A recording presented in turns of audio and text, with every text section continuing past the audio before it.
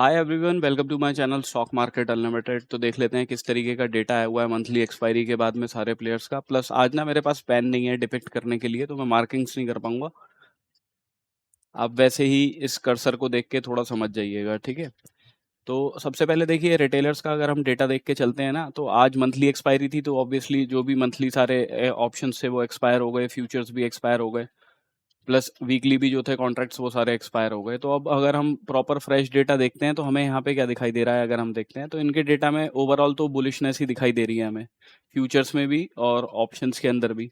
Overall अगर आप देखोगे तो ये लोग मार्केट में पुट शॉर्ट करके बैठे हैं, प्लस कॉल बाइंग करके बैठे हैं, ठीक है। प्लस फ्यूचर्स में भी देखोगे आज तो मंथली कॉन्ट्रैक्ट्स में इनके बियरिश कॉन्ट्रैक्ट 15,000 कॉन्ट्रैक्ट्स इन्होंने क्लोज किए हैं, और 3,000 कॉन्ट्रैक्ट्स इनके लॉन्ग साइड के ऐड हुए हैं, ठीक है। तो ओवरऑल सेंटीमेंट इनका थोड़ा बुलिश है कि मार्केट ऊपर की साइड में जा सकता है।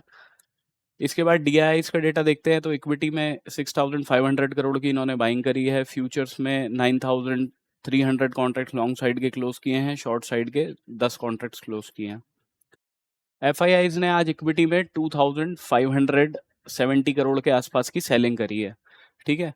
प्लस इनका डेटा देखेंगे तो देखिए ऑप्शंस में हमें दिख तो रहा है कि इनकी बियरिशनेस कम हुई है, बट फ्यूचर्स के अंदर इनकी बियरिशनेस दोबारा से ज़्यादा बढ़ गई है। तो हुआ क्या है, इन लोगों ने फ्यूचर्स में 27,000 कॉन्ट्रैक्ट्स ऑलमोस्ट अपने लॉन्ग साइड के क्लोज किए हैं, शॉर्ट साइड के सिर्फ 5,000 कॉन्ट्रैक्ट्स ही क्लोज किए हैं। तो आप देखोगे ना तो डिफरेंस बहुत ज़्यादा है। तो ओवरऑल अब आप देख के चलो आगे वाले मंथ के लिए, तो फ्यूचर्स की साइड में सिर्फ 33,000 कॉन्ट्रैक्ट लॉन्ग साइड के हैं, 2,89,000 कॉन्ट्रैक्ट्स इनके पास अभी भी शॉर्ट साइड के पड़े हैं।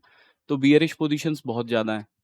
और नेट में आप ऑप्शंस की पोजीशंस भी देख के चलेंगे तो आपको दिखेगा ओवरऑल कॉल राइटिंग के अंदर हैं ये लोग, प्लस पुट बाइंग के अंदर है, ठीक है। तो ओवरऑल सेंटीमेंट इनका बियरिश ही बना हुआ है अभी भी।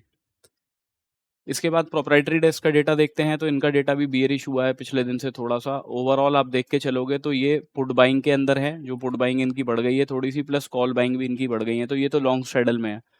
तो ये एक्सपेक्ट कर रहे हैं कि मार्केट के अंदर एक बड़ा मोमेंटम आ सकता है, नीचे की साइड का आएगा तो ज़्यादा अच्छा है इन लोगों के लिए। निफ्टी की हम ऑप्शन चेन देख के चलते हैं तो पीसीआर चल रहा है 0.89 पे, तो बियरिश टेरिटरी में है। अब देखिए 24,000 वाले लेवल पे यहाँ पे हमें दिख रहा है कि कॉन्ट्रैक्ट्स हैं लॉन्ग साइड के भी और शॉर्ट साइड के भी, ठीक है। तो कॉल राइटिंग की पोजीशंस भी यहाँ पे बनी है। ऑल्दो देखिए ऑप्शन चेन कल से ही प्रॉपरली बननी शुरू होगी, बट एक बारी को ये हो सकता है कि मार्केट ऑलमोस्ट 850 के आसपास कहीं पे क्लोज हुआ है, तो एक बारी पुल बैक दिखा के 24,000 वाले लेवल के आसपास जाने की कोशिश करे। तो मेन लेवल 24,000 का अभी दिखाई दे रहा है कि वहाँ से कुछ रिजेक्शन वगैरह बने, जैसा मैंने कल आपको बताया था ना कि आज भी 24,000 वाला लेवल जो है वो इम्पोर्टेंट है। 24,000 से 24,040 का एग्जैक्टली मार्केट गैप अप करके खुला और वहीं से रिजेक्शन लेके नीचे की तरफ आ गया।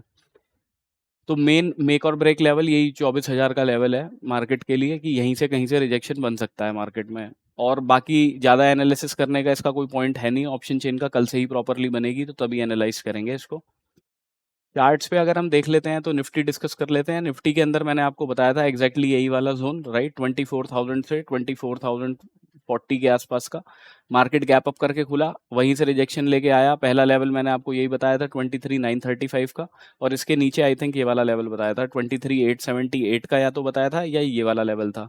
इन दोनों में से कोई एक था। दोनों टारगेट हमारे हिट हो गए। ऑल्दो इस वाले में तो राइटर्स को ही ज़्यादा फायदा हुआ होगा क्योंकि मार्केट प्रीमियम डिके करने ही लग गया था, साइडवेज हो गया था उसके बाद। अब देखिए अगर हम कल के लिए देख लेते हैं ना, तो बियरिशनेस देखेंगे अब हम इस लेवल के नीचे 23,830 के नीचे, ठीक है, कि अगर मार्केट इस लेवल के नीचे 15 मिनट की क्लोजिंग देता है तो एक रिट्रेसमेंट के बाद हम शॉर्टिंग के लिए देखेंगे। लेवल्स अपने नीचे के लिए हैं 23,733 के, और उसके नीचे का लेवल है 23,645 का। जब तक मार्केट इस लेवल के नीचे नहीं क्लोज कर रहा है तब तक क्या है, एक डबल बॉटम का सिनेरियो यहाँ पे हो सकता है, कुछ आरएसआई डाइवर्जेंस काइंड ऑफ वही बन रही है। तो अगर मार्केट कुछ नीचे की साइड में खुलता भी है ना, तो यहाँ से एक बारी को रिस्क लेके बाइंग अपॉर्चुनिटी देखी जा सकती है, जिसके पहले टारगेट हम 23,980 तक के रखेंगे, बिकॉज हमें पता है कि ये वाला जोन जो है ना वो रिजेक्शन का हो सकता है। मेक और ब्रेक लेवल जो है वो 24,000 का ही है मार्केट के लिए।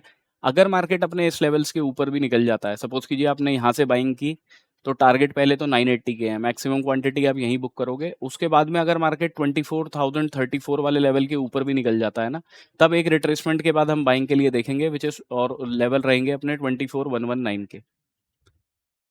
अभी देखिए अगर हम बैंक निफ्टी देख लेते हैं ना, तो बैंक निफ्टी के अंदर भी नेगेटिविटी तो हमें लगातार दिखाई दे रही है, बट यहाँ पे आके एक डबल बॉटम सा दिखाई दे रहा है। तक इस डबल बॉटम के नीचे नहीं जा रहा मार्केट, तब तक बियरिश नहीं होंगे। अगर मार्केट फ्लैट खुलता है, छोटा-मोटा गैप डाउन करके भी खुलता है ना इस ज़ोन के आसपास, तो हम बाइंग के लिए ही देखेंगे, बिकॉज़ यहाँ से मार्केट तेज़ी से ऊपर की तरफ जा सकता है एटलीस्ट 57,900 वगैरह वाले लेवल्स के आसपास तक। तो यहाँ पे 57,850 तक का लेवल आप मान के चलिए, इधर की साइड में तो मार्केट जा ही सकता है आराम से। अगर मार्केट इन लेवल्स के नीचे क्लोज कर देता है, इन लोस के नीचे 57,457 के नीचे या 57,398 के नीचे, तो क्या होगा कि यहाँ पे एक सपोर्ट बना हुआ है, मार्केट ने इसके नीचे क्लोज कर दी, तो एक रिट्रेसमेंट के बाद में अगर मार्केट आने के बाद में यहाँ पे कोई रिजेक्शन की कैंडल बनती है, तो शॉर्टिंग के लिए देखेंगे, टारगेट उसके 57,211 तक के रखेंगे। मैक्सिमम क्वांटिटी यहीं बुक करेंगे, फर्दर नीचे का लेवल जो है फिर वो राउंड ऑफ नंबर आपका 57,000 का ही आता है। टेंसेक्स का चार्ट देख लेते हैं, तो देखिए सिमिलर है बिल्कुल निफ्टी के तरीके से ही, ज़्यादा कुछ चेंज इसके अंदर होगा नहीं। मैंने आपको यही लेवल बताया था 77,000 का कि यहीं से रिजेक्शन बन सकता है, ये मेक और ब्रेक लेवल रहेगा। गैप अप खुला, मार्केट नीचे की तरफ आ गया वहाँ से। अभी भी देखिए यहाँ पे हमें एक आरएसआई डाइवर्जेंस दिखाई दे रही है करंटली बनती हुई, तो अब हम शॉर्टिंग इस लेवल के नीचे ही देखेंगे आइडियली इसके। ठीक है, 76,332 के नीचे ही अगर क्लोजिंग आती है तो नेक्स्ट लेवल अपने 76,000 के रहेंगे। अदरवाइज मार्केट फ्लैट खुलता है, छोटा-मोटा गैप डाउन करके खुलता है, तो यहाँ से एक बाइंग की अपॉर्चुनिटी ज़रूर देखी जा सकती है। टारगेट उसके 76,861 के पहले रहेंगे और दूसरे टारगेट हमारे 77,000 के रहेंगे। मार्केट गैप अप खुल के ही सीधा ही कोई बड़ी कैंडल ऊपर की साइड की बना देता है, तो फिर देखिए रिट्रेसमेंट के बाद में ही कहीं, क्योंकि उस केस में क्या होगा, अब मैं आपको पेन नहीं है तो प्रॉपरली नहीं बता सकता, बट अगर सपोज कीजिए इस तरीके की कोई कैंडल बन जाती है यहाँ पे ग्रीन कैंडल, राइट, तो क्या होगा, ये वाला लेवल मार्केट के लिए रेजिस्टेंस का था, इसको ब्रेक करके मार्केट ऊपर की तरफ चला गया, तो एक रिट्रेसमेंट जब इस लेवल के आसपास की आएगी 76,900 के आसपास, तब हम वहां से बाइंग के लिए देख सकते हैं और टारगेट उसके फिर 77,254 के रखेंगे। So this is my analysis for tomorrow. Thank you for watching my video, guys. Have a good day.